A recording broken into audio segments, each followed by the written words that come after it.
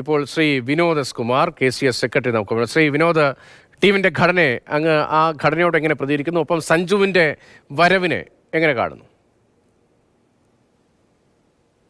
വളരെ വളരെ നല്ല ടീമാണ്. ഒരു വളരെ സ്ട്രോങ് ആയിട്ടുള്ള വെൽ ബാലൻസ്ഡ് ആയിട്ടുള്ള ടീമാണ്.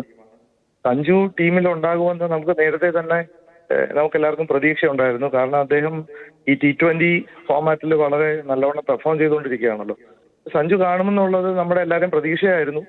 പിന്നെ ഈ കേരള ക്രിക്കറ്റ് ലീഗിന്റെ ഈ ഒരു അവസരത്തിൽ ഇങ്ങനെ ഒരു വളരെ ശുഭകരമായിട്ടുള്ള വാർത്തയും കൂടെയാണ്. നമ്മുടെ ക്രിക്കറ്റ് ഫാൻസിനും നമ്മുടെ ലീഗിനെ ഏതെങ്കിലും ബാധിക്കുമോ?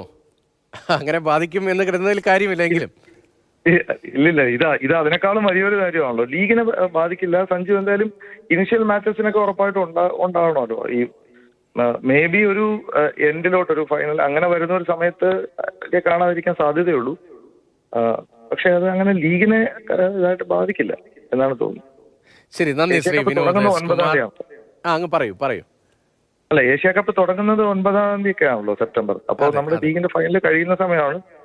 ചിലപ്പോ ഒരു 4-5 ഡേയ്സ് മുന്നേ ഒക്കെ ചിലപ്പോ അതുകൊണ്ട് സഞ്ജു കാണാൻ സാധ്യതയില്ല. പക്ഷെ എന്നാലും ലീഗിന്റെ ഒരു മേജർ പാർട്ടിനും സഞ്ജു പങ്കെടുക്കുമെന്നുള്ളത് തന്നെയാണ് നമ്മൾ പ്രതീക്ഷിക്കുന്നത്. ശരി, നമ്മുടെ മത്സരങ്ങൾ 21 തുടങ്ങുകയാണ്. 9-നാണ് ഏഷ്യ കപ്പ് തുടങ്ങുന്ന UAE-യിൽ.